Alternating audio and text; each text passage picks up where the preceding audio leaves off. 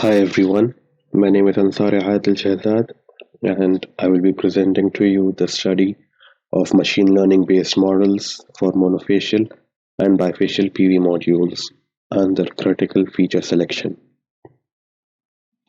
Let us get right into the presentation. The study is divided into two parts. First part is about obtaining the DC energy yield. Here we use a simple efficiency model in a software known as SAM, a System Advisor Model. SAM is an open source software provided by NREL to obtain the DC energy yield for monofacial and bifacial PV modules. The second part is the machine learning part where we use the DC energy yield obtained from SAM to use different machine learning techniques such as support vector regression, decision trees, and ensemble learning, and compare them to simple linear and quadratic regression to find out which of the model fits best amongst them. Let us start with part A. SAM is a very diverse software that has a variety of different methods to obtain the DC energy yield of different PV modules. We use the simple efficiency model out of these different methods and divide the input parameters into two. The first one being the fixed parameters and the second being the ranging parameters. We have considered a small PV plant consisting of 14 modules, that is 2 rows of 7 modules each, tilted at an angle equal to that of latitude of the location. The modules are facing south for locations in northern hemisphere and vice versa. Let us take a look at the fixed parameters of the module. The module area was set to be 0.74 meters square with the maximum power voltage to be 30 volt DC and the open circuit voltage to be 36 volts. The open circuit voltage can be achieved only when there is no load connected to the module. The module is mounted on the open ground with the build of the module being glass cell glass.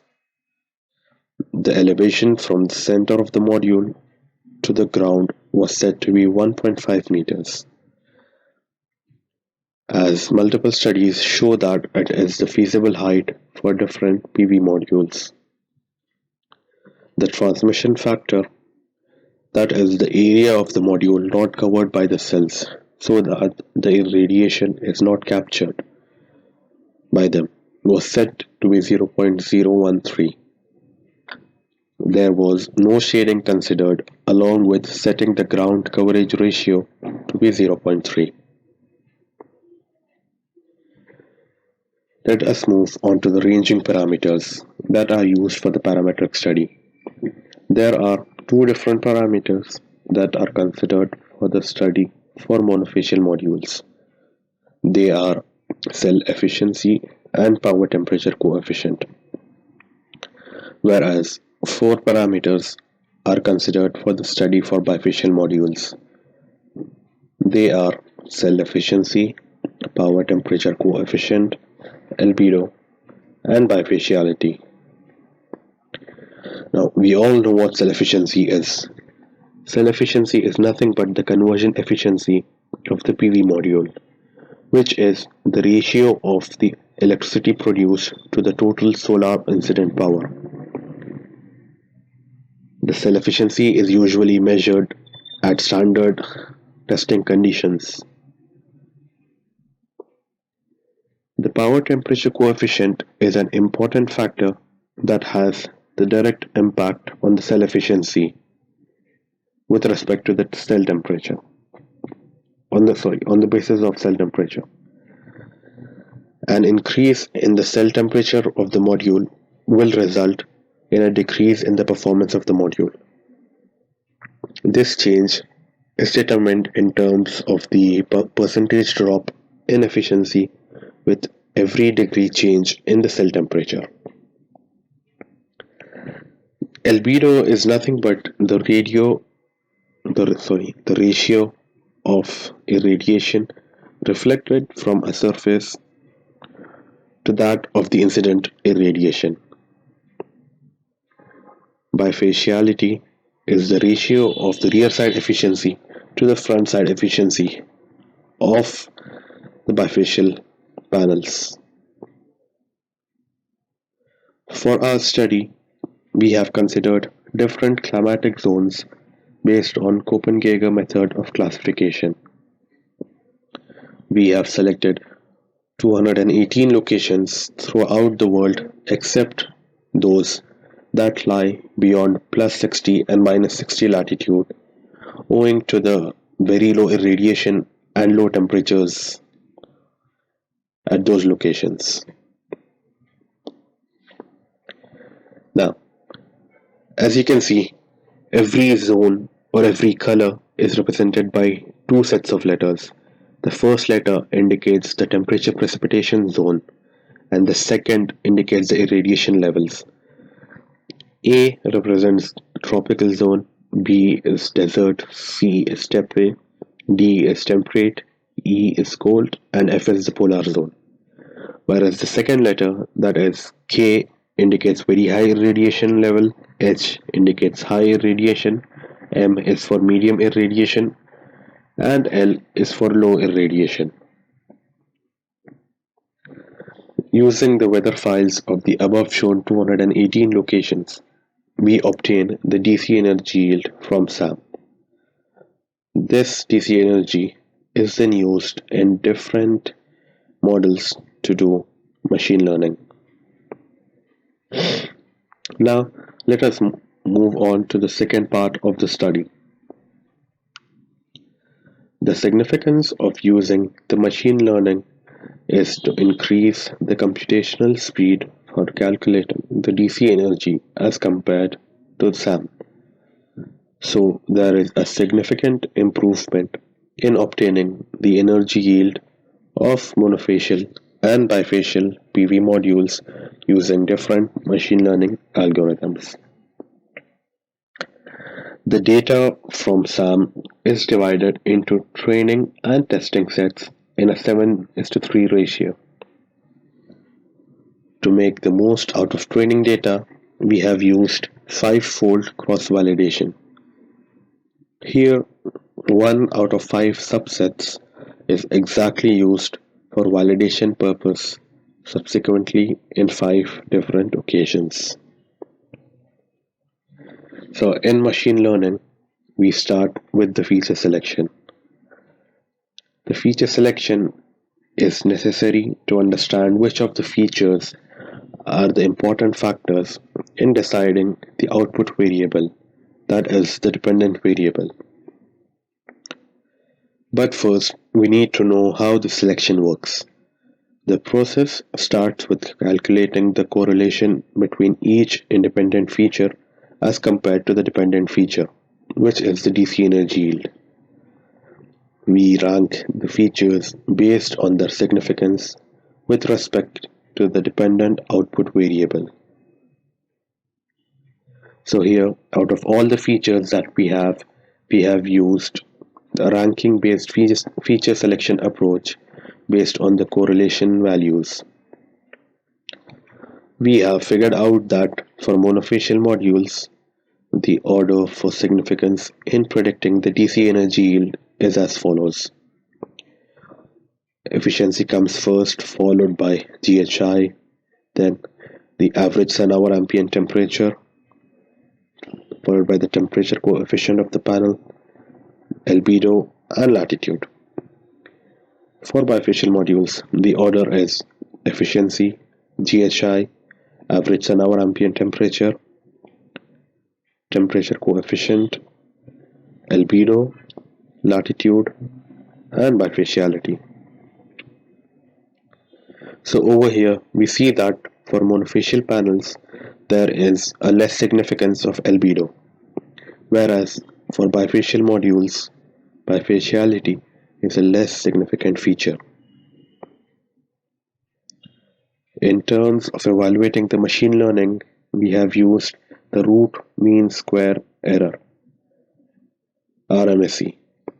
We have used different machine learning techniques such as support vector regression, decision trees, and ensemble learning. Now, what is support vector regression? Support vector regression is nothing but a learning algorithm that uses the same principles such as the support vector machines. They model and predict the discrete values. The basic idea behind the support vector regression is to find the best fit line, which is to have a hyperplane that contains the maximum number of points. Decision trees is a learning algorithm that is used to predict discrete values of the parameters used to train the model. Decision trees start at the root and traverse slowly towards the nodes by partitioning the predictors using the divide and conquer strategy. Ensemble learning is a supervised learning algorithm that combines the outputs from various machine learning models with various bagging techniques into one. It is used to improve the performance of the regressive prediction or function approximation. This is because multiple learning approaches are combined to obtain a better predictive performance instead of the performance that can be obtained from either one of the approaches. In our ensemble approach, we have considered 200 bagged trees consisting of various samples of training data.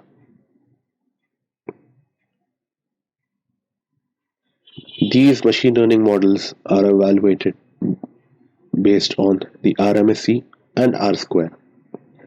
R-square is used for training purpose. We decide to select one final algorithm based on the lowest RMSE value.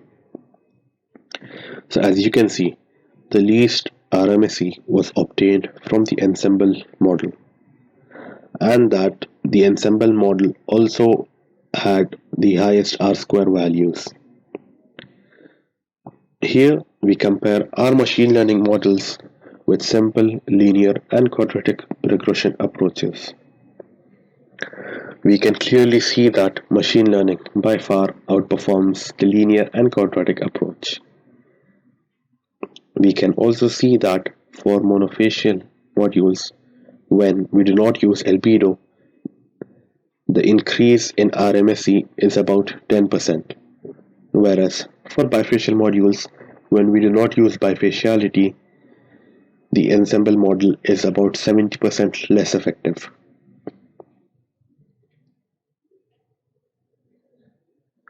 So, even though we saw from the first feature selection that these two parameters, albedo for monofacial modules and bifaciality for bifacial modules, is very less significant, we would still need these features in machine learning,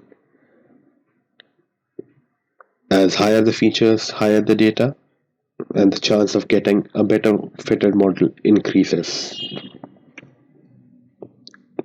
Now, let us take a look at the results.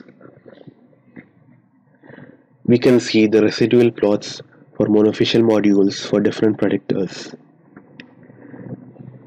From the plots, it is clearly visible that there is no biasness occurring, and also there is no specific structure that can be obtained in the plots.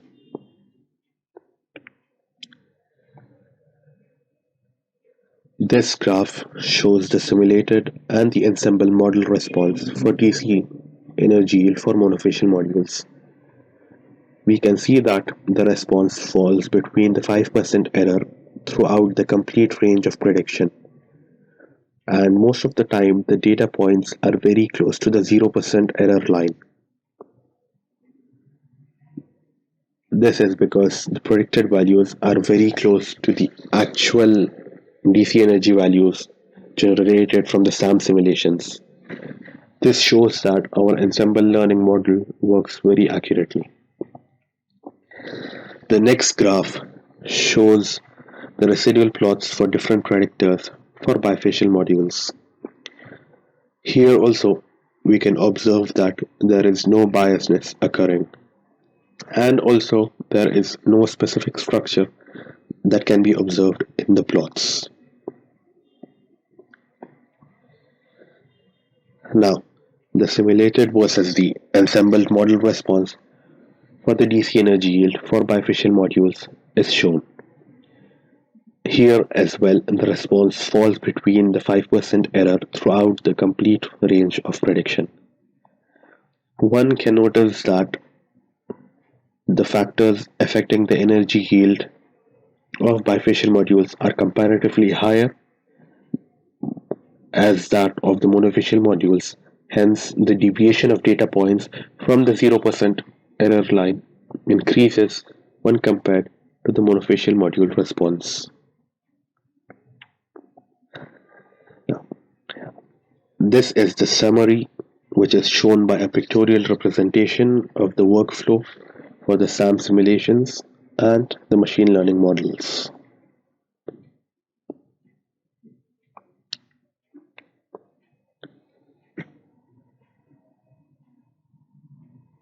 Thank you.